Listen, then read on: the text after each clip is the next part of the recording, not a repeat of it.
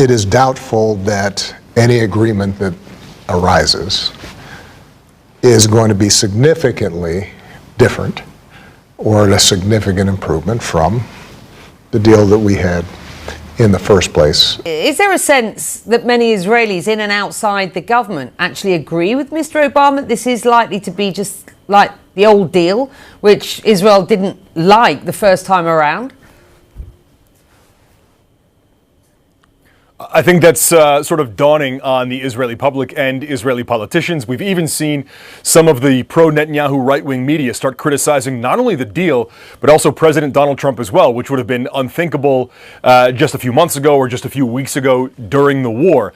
And you're exactly right to point out what this is, Becky. All this memorandum of understanding is an attempt to reset the situation in the Strait of Hormuz to what it was before the war. There are no promises that we're aware of on the highly enriched uranium or Iran's nuclear program or its ballistic missiles or proxies here. We need to wait to see what's in the deal, and certainly Trump could help us by releasing the text of the MOU. But all this really is right now is talks about talks as they try to reset the Strait of Hormuz to what it was before.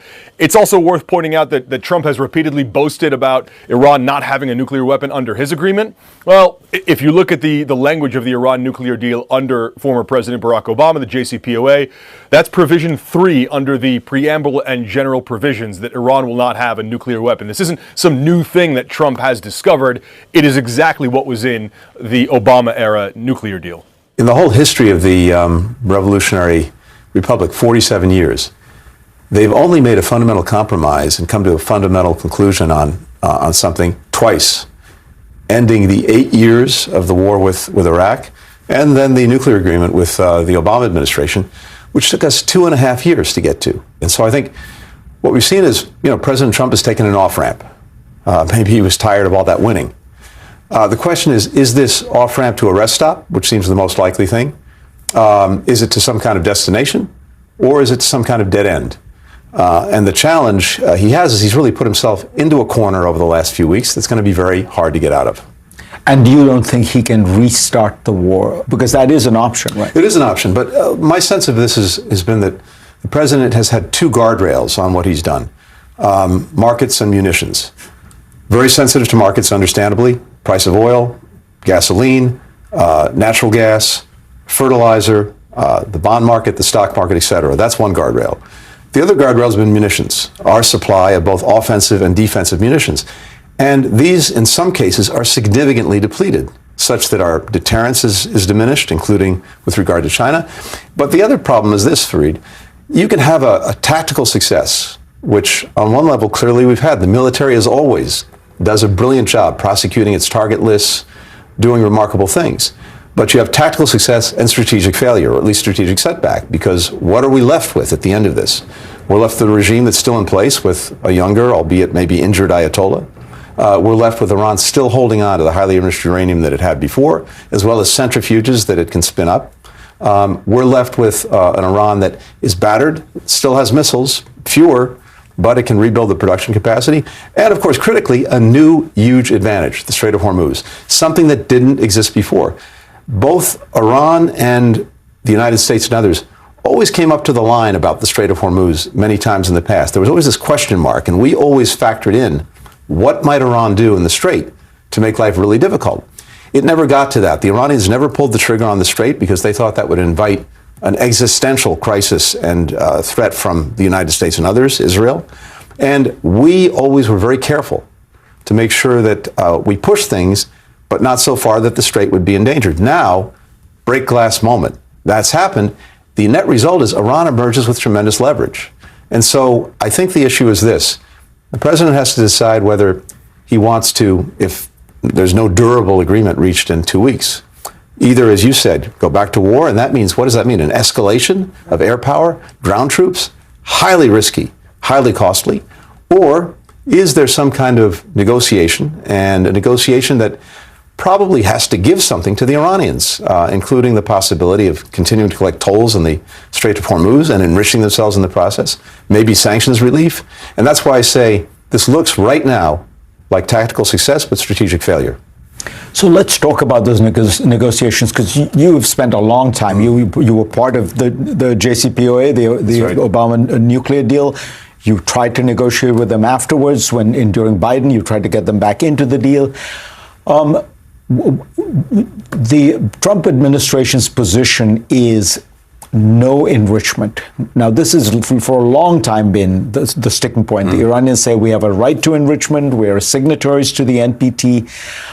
Is there a compromise based on what you saw in the past, where they may be willing to forego that right, or to assert it in theory but not in practice? Absolutely. And my understanding is at various points over the last year and a half, in the discussions that the administration was having with the Iranians put something like that forward. It's not clear whether the folks we had at the table fully grasped what they were getting from the Iranians. We never conceded their right to enrich. But as a practical matter, under the JCPOA, we moved out 97% of their highly enriched uranium, but they retained some capacity at a very low level. And the net was this: they could claim that they continued to be able to enrich. We could say that they didn't have a right to enrich, but as a practical matter, they were doing it. And the main thing was the uranium they were enriching was kept at such a low level, in such a low quantity, that had they decided to break out of the agreement, it would have taken them more than a year to produce enough of the fissile material that they needed for a nuclear weapon. A weapon, by the way, that they didn't have and still don't have.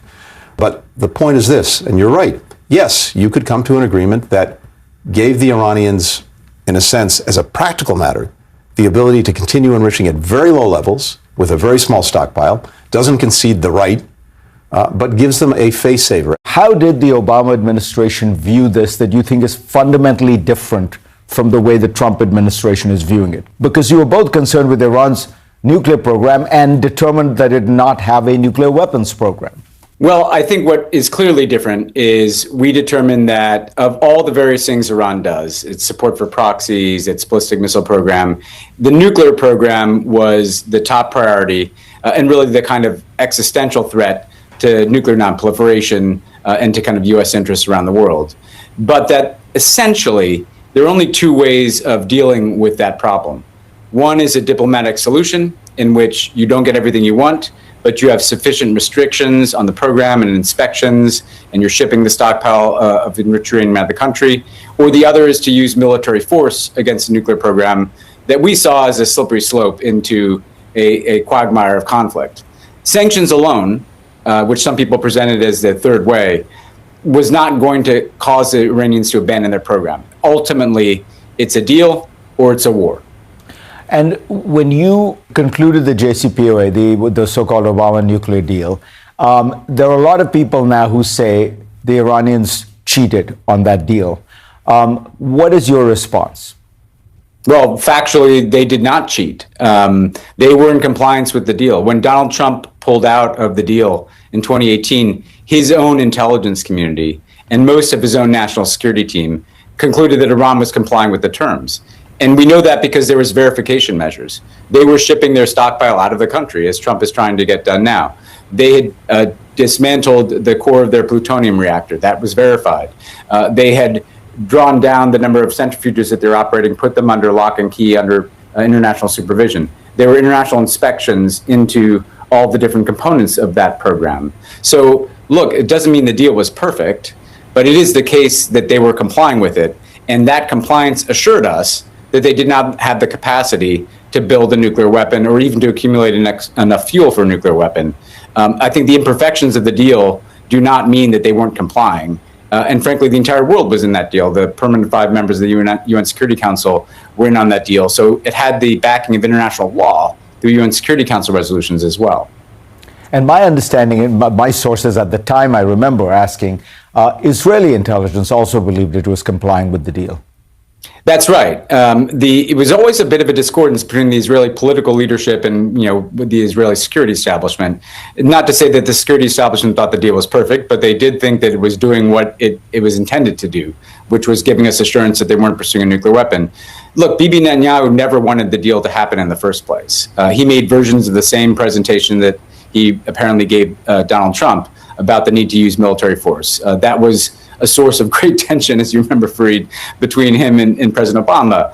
He said that the deal would have to encompass ballistic missiles and support for proxies and no capacity to enrich uranium on Iranian soil whatsoever. These are terms that he knew that the Iranians would never accept. And these were the terms that Jared Kushner and Steve Witkoff, I think, were presenting at the negotiating table before the decision was taken to go to war.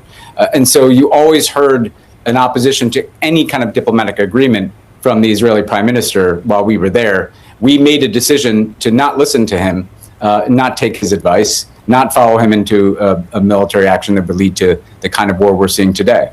And I think that was a far preferable outcome. We are now living with the alternative that I think, frankly, not that we were right about everything, but we warned about precisely this outcome, the cost of a war. I hope you heard everything in this video. What do you have to say concerning this video? Drop your thoughts or opinions in the comment section. Let's know what you think. I really appreciate your time for watching. See you in the next one, and bye.